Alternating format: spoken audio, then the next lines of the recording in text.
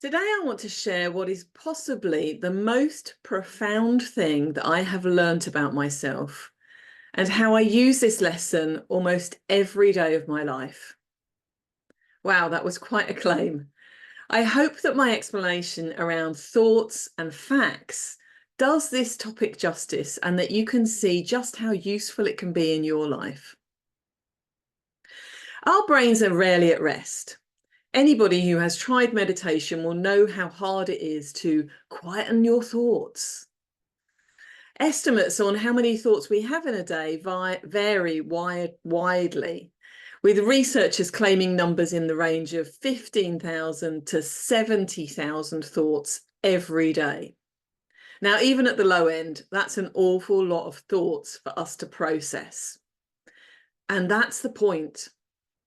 Because we have so many thoughts every day, our brains have a tendency to not process them, to not get curious and dig into the thought and examine it.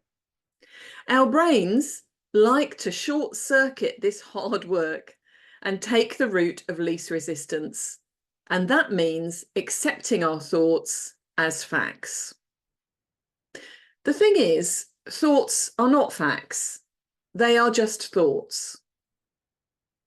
And those thoughts are often governed and generated by our mood and the context we find ourselves in during the day.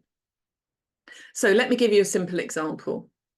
Just imagine you've woken up, you're having a great day. So far, your mood is really positive. You feel optimistic and upbeat. And as you walk along the street to your office, you pass one of your colleagues who is on the other side of the road. You call out and say a cheery "Hi there," but they pass you by with no response. Your thought might be, "Oh, they probably didn't see me, but now I know they're in the office today, I'll pop by and say hi in person later."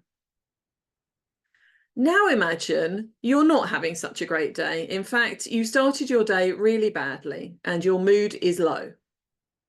Same scenario.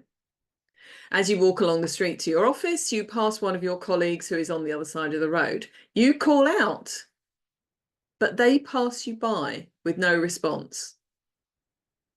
The story you tell yourself in this scenario is likely to be very different. Your thought might sound something like, I know she definitely saw me. She must be avoiding me, or she would have waved back. You might even have a follow-up thought like, do you know what? She was a bit off with me last week at lunch. Have I done something to offend her? These are all thoughts. They are stories we tell ourselves. None of them are facts. And they are governed by our mood and our emotions. Thoughts aren't facts, but we treat them like they are. And when our thoughts are about ourselves, we internalize the thought and we make it a part of who we are. Let me give you a personal example of a thought, not a fact, that created a really big impact in my life. I was brought up in London in the 70s, and in those days we had an important test before we moved on to secondary school. It was called the 11 plus, and the result directly indicated which secondary school we had access to, so it was clearly important. I failed my 11 plus. It was a surprise to me and my parents. They were very disappointed. In a meeting with my teacher about my result, my teacher said to my parents that whilst I was good at English, I struggled with maths, and that it was probably the maths questions that I'd failed on.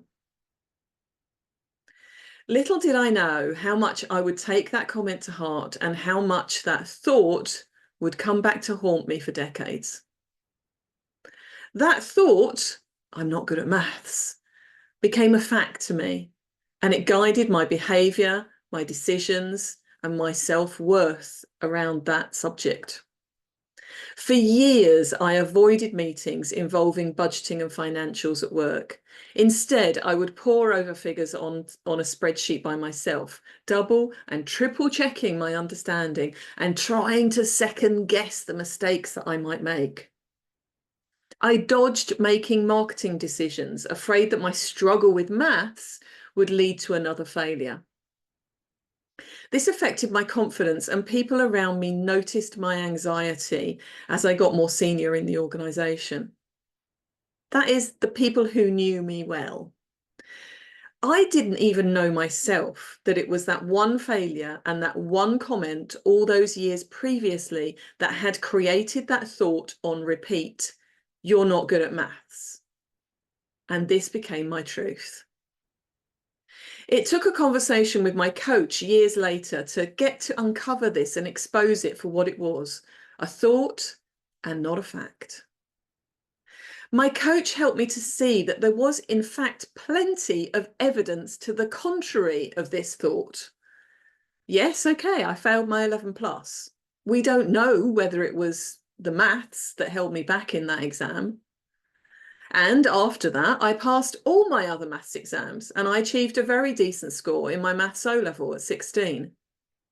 Since then at work, I had managed increasingly large budgets with no disasters, and I'd achieved consistently good results. At the point that I was working with my coach, I had a large team. I was a senior leader. I was managing a budget in excess of £30 million. My coach said to me, if that thought was true, and you really do struggle at maths, would the company have put you in this position? It was very hard to reset this thought. It was so embedded in my belief system. But I was finally able to see it as a thought and not a fact. I think that we all have versions of my I'm bad at maths thoughts, and they don't serve us, especially when they're on repeat and we treat them as fact. So how can we combat negative thoughts and stop our brains treating them like facts? Here's a simple sequence that I use. When I notice a strident thought, I ask myself, is that a thought or a fact? Well, how would I know? Unless there is absolute, irrefutable evidence, I treat it as a thought, because it probably is. And then I ask myself, if it's a thought, is it helpful to me? Because some thoughts are helpful, and we don't want to squash them. They can motivate us. They can boost our confidence. They can give us courage to take on new experiences. If it's an unhelpful thought, and we can usually spot the unhelpful ones, I ask myself, how can I change the thought so it doesn't hold me back? The change that I made to the thought, you're not good at maths, became, maths isn't my favourite, but I've got the basics.